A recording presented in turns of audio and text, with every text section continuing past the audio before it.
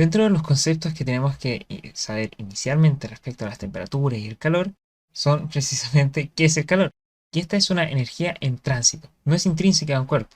O sea, cuando nosotros decimos tengo calor, no está del todo correcto respecto a la ciencia. Por eso, cuando nosotros veamos problemas en el temple, siempre va a ser una energía en tránsito, de que pasa de un cuerpo caliente hacia un cuerpo frío. Siempre es así, siempre. Naturalmente se va a dar así. En tanto, la temperatura sí es parte de un cuerpo. Por eso cuando decimos tengo una temperatura alta, ahí está correcto lo que estábamos diciendo. Porque en esencia eso mide cuál es la energía cinética promedio de las partículas que nos va a hacer que esté más o menos caliente un cuerpo. También es importante saber los cambios de fase, que al llegar a un cierto nivel de temperatura en los cuerpos, estos pueden pasar de sólido, líquido, a vapor, a gas. Además, para medir estas temperaturas tenemos tres formas de hacerlo que nos está pidiendo el Temple. Una es la Celsius, que usamos día a día, que mide el punto bajo de la fusión de hielo, o sea, cuando pasa de sólido a líquido en los 0 grados Celsius, y cuando ebulle esta agua, o sea, pasa a vapor en los 100 grados Celsius. Luego tenemos la escala Kelvin, que el punto de fusión del agua, el mismo, es 273 Kelvin, y la ebullición es de 373, siendo esa la relación que están viendo en pantalla, la que nos vincula los grados Celsius con los Kelvin. Y finalmente los grados Fahrenheit, que son 32 grados y 212 para la fusión y ebullición respectivamente. Y mediante esa fórmula que están viendo abajo podemos relacionar ambas escalas entre Celsius y Fahrenheit. Muy útil. Y hablando de temperaturas, aquí tenemos una temperatura distinta, grados S. Y nos dan estas características. De menos 20 a 100 grados S hay 60 centímetros y en total hay 80 centímetros de este dispositivo. Y nos dicen al respecto, ¿qué distancia debe haber entre la marca de menos 20 grados S y la que debe indicar a los 10 grados S? Supongamos que está como por acá. Bueno, para eso tenemos que ver bien una relación, que si nosotros relacionamos entre 60 centímetros hay una diferencia, ojo con esto, hay una diferencia de 100 menos 20 grados S, o sea, hay una diferencia de 120 grados, ¿cuál va a ser la distancia X cuando tenga una diferencia de 10 a menos 20 grados S, o sea, a una diferencia de 30 grados? De esa forma podemos despejar, multiplicar estos valores, y si simplificamos y hacemos la división, esto nos queda que 15 centímetros. Es la distancia que hay entre estos grados correspondientes, por eso C es la correcta. Luego, cuando hablamos de cómo se transmite este calor, que es una energía en tránsito, no es parte de los cuerpos, tenemos tres opciones.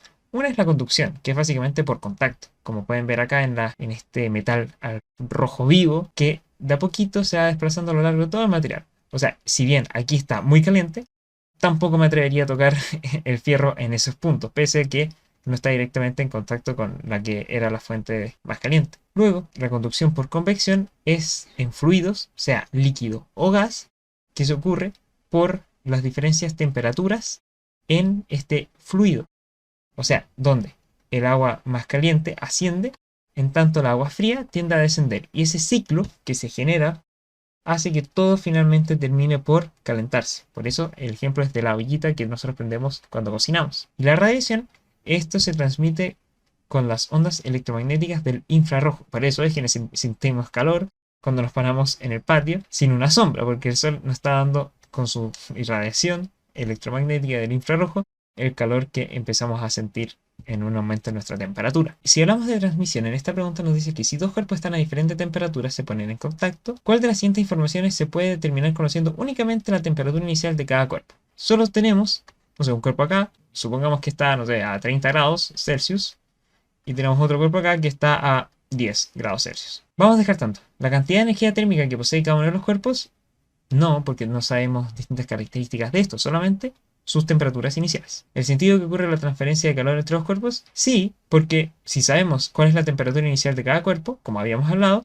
siempre va a ir del caliente hacia el más frío. O sea, está correcto. ¿El tipo de mecanismo de transferencia de calor entre los cuerpos? No, porque aquí yo asumí que los cuerpos estaban separados. Pero ¿qué pasa si están juntos? O son un mismo cuerpo, como la barra caliente que vimos, y aquí está muy caliente y aquí está más frío. Puede ser conducción, puede ser radiación, puede ser convección. Sí, no podemos afirmarlo. ¿La cantidad de calor que se transfiere entre los cuerpos? No, porque tampoco tenemos información sobre qué tan grande es, cuál es la masa y cuestiones que vamos a ver a continuación un poquito más adelante. Porque si analizamos los efectos de la temperatura, vemos que hay dos fenómenos. Uno es la dilatación, que consiste en un aumento de las dimensiones del cuerpo porque hay una mayor temperatura, y una contracción que disminuyen estas dimensiones por una disminución en su temperatura.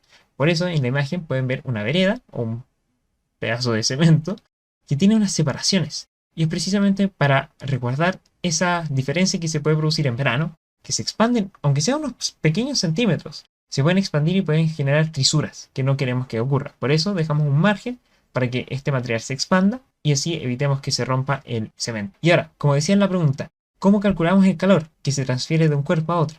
Bueno, es con esta relación, que cada material va a tener un cierto calor específico y va a depender de su estado de agregación o su estado de la materia, sea vapor, líquido, sólido. Y con esto vamos a saber cuánto calor se transfirió para que cambie su temperatura, donde Q es igual al calor específico, que es una cantidad propia de cada cuerpo, la diferencia en temperatura, o sea, la temperatura final menos la temperatura inicial, por su masa. Una mnemotecnia, para que no se los olvide, es el QCTM. No voy a decir la palabra, pero ¿qué persona más CTM? ¿Ok? El CTM famoso no se les puede olvidar. Y siempre cuando tengamos dos cuerpos en transferencia de calor y por lo tanto una diferencia de temperatura, siempre va a alcanzar un equilibrio térmico, donde el calor que se ceda va a ser más la suma del calor absorbido, tiene que ser igual a cero. Hay un equilibrio que siempre se llega. Siempre se llega a una misma temperatura final para ambos cuerpos. Y en ese intercambio de calor es el mismo para ambos. Por eso, que si un cuerpo da una cierta cantidad, el otro va a aceptar esa misma cantidad. No puede existir más, por eso es igual a cero. Cuando, por ejemplo, el hielo llega a los 0 grados Celsius, ahí nuestra temperatura se va a mantener constante. Y la presión también. Ahí nuestro cuerpo va a llegar a una temperatura constante. Pero eso no significa que no esté sufriendo un cambio. Porque si ustedes ponen un hielo en el ambiente, van a ver cómo de a poco va a pasar de sólido a líquido. Pero en ese instante va a ser siempre 0 grados. Y la cantidad de energía que necesitamos para hacer esa transformación de sólido a líquido o de líquido a vapor o viceversa es el calor latente. Que ahí está, L es medido de cada cuerpo, Q es la energía que se transfiere según la masa del cuerpo. Para analizar este problema tenemos que notar que el cobre está en su punto de fusión y su calor latente es de 134 kJ partido kilogramo. Y si tenemos una muestra de 2 kilogramos que está en su temperatura de fusión, o sea, a esta, y absorbe esta cantidad de energía, ¿qué ocurre con la muestra dada esta absorción? Entonces tenemos que ver cuánto sería, según nuestro calor latente, el calor para 2 kilogramos de cobre. El calor latente sabemos que es 134, entonces si despejamos y multiplicamos, esto nos queda 268 es igual a Q. Eso significa que para pasar de sólido a líquido necesitamos por lo menos 268 kilojulios o kilojoules, que es la unidad medida de la energía. Pero como solamente absorbe una fracción de ello, sabemos que no se va a fundir completamente, va a quedar a medias. Por lo tanto, se funde parcialmente y queda en esa misma temperatura, porque recuerden que cuando hay un cambio de estado, como les mostraba antes, la temperatura permanece constante. Y en este proceso de cambio de estado, la temperatura va a quedarse en la misma. Por eso, D es la correcta.